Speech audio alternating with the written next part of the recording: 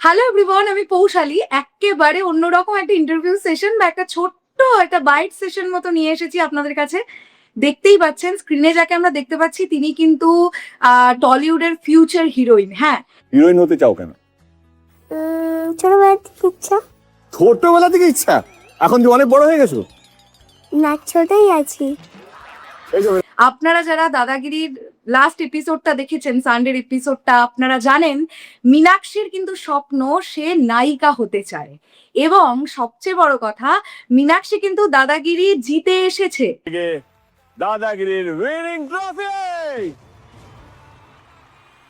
তো আজকে আমরা বহু কষ্টে ফিউচার নায়িকার একটা ছোট্ট সময় একটা টাইম সেশন পেয়েছি, তো আমরা ভাবলাম যে মীনাক্ষীর সঙ্গে একটুখানি কথা বলা যাক। তো মীনাক্ষী, প্রথমত বলো তুমি কেমন আছো? খুব ভালো আছি। আচ্ছা, আমি একটা কথা বলি, দাদাগিরি নিয়ে তো আমরা কথা বলবোই। অনেকের তো অনেক কিছু হবার এম থাকে, কেউ বলে ডক্টর হব, ইঞ্জিনিয়ার হব।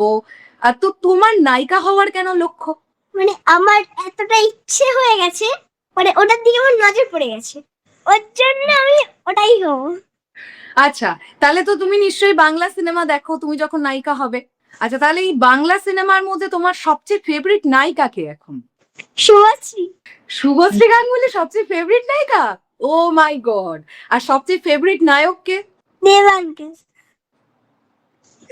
তাহলে কি মীনাক্ষী দুর্গাপুজোর প্রথম দিনেই দেসু 7টা দেখতে যাবে? শিওর? ওকে, তাহলে এবার আমরা একটুখানি দাদাগিরি নিয়ে কথা বলি। আচ্ছা, প্রথমত বলো, তুমি তো দাদাগিরি জিতে অনেক গিফট পেলে, তুমি 50,000 রুপিস পেলে, এগুলো আমরা সবাই দেখেছি।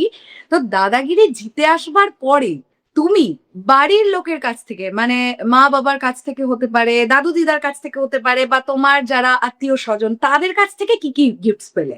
অনেক ভালোবাসা পেয়েছে, মানে অনেকটা অবাক হয়ে গেছে, মানে জিতে যে এতটা ভালো লেগেছে, মানে এক্সাইটেড। তুমি কি ভেবেছিলে তুমি জিতবে? হ্যাঁ, কিন্তু যা উত্তরগুলো দিচ্ছিলাম, হ্যাঁ, সেগুলো এতটা সহজ, মানে টুকটাক বলে যাচ্ছে।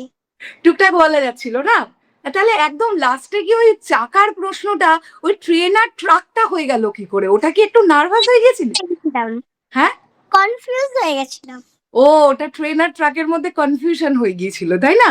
আচ্ছা, তার মানে তোমার দাদাগিরির এক্সপিরিয়েন্স ভীষণ ভালো। আচ্ছা, এবার তুমি বলো তো, তুমি দেব আঙ্কেলকে বলেছো, আমি একটা ভিডিওতে দেখলাম তুমি এই 50,000 রুপিসটা দিয়ে একটা গলার হার বানাবে, তুমি এরকম করে বলেছো। তো গলার হারটা কি বানাতে দেওয়া হয়ে গেছে? না, কবে দেব, দেবে? এই সামনের মাসে দেব। আচ্ছা, সামনের মাসেই দেবে। ওকে। আচ্ছা, দেব আঙ্কেলকে কেমন লাগলো? তুমি তো এই প্রথমবার নিশ্চয়ই দেব আঙ্কেলকে সামনাসামনি দেখলে। খুব ভালো লাগছে, খুব ভালো লেগেছে। তা দেব আঙ্কেলের সঙ্গে কি কি কথা হলো? অন ক্যামেরা তো কি কি কথা হলো আমরা শুনলাম, অফ ক্যামেরা কি কি কথা হয়েছে যেগুলো আমরা জানি না? নামটা জিজ্ঞাসা করা হয়েছে, তারপরে স্কুল, গিফট গুলো, ক্রিম গুলো দিয়েছিল, হ্যাঁ, শ্যাম্পু টাম্পু দিয়েছিল। তখন কানে কানে লাস্টটা বলে দিয়েছে, মানে তখন ভিডিও হচ্ছে না, সেই সময় বলেছে যে ওই শ্যাম্পু কাউকে দেবে না, মাকেও দেবে না, কাউকেই দেবে না, কাউকেও হচ্ছে ইউজ করতে দেবে না, শুধু তুমি মাখবে। এটা দেব আঙ্কেল তোমাকে বললো অফ ক্যামেরা?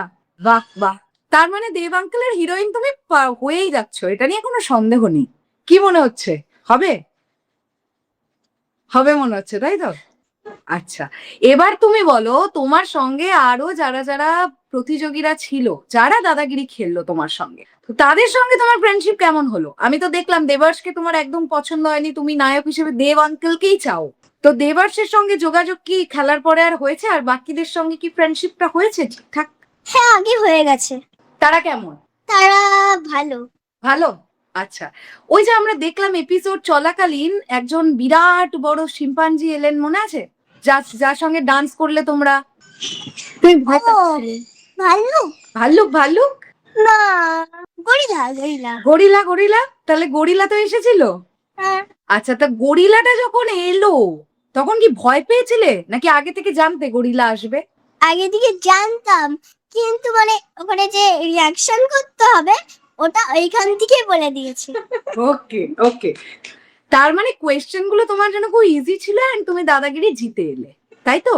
আচ্ছা, স্কুলে গেছো? দাদাগিরি জিতে আসার পর স্কুলে যাওয়া হয়েছে? স্কুলের টিচার্সরা কি বলছেন, ফ্রেন্ডসরা কি বলছে?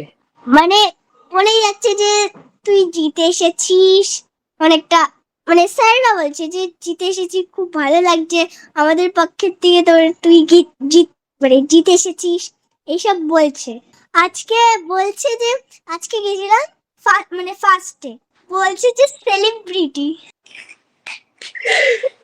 এটার জন্য কিন্তু দেবদাকে একটা থ্যাংক ইউ জানাতেই হবে, কি তাই না? তুমি বলতে চাও দেবদাকে থ্যাংক ইউ? বলে বলো।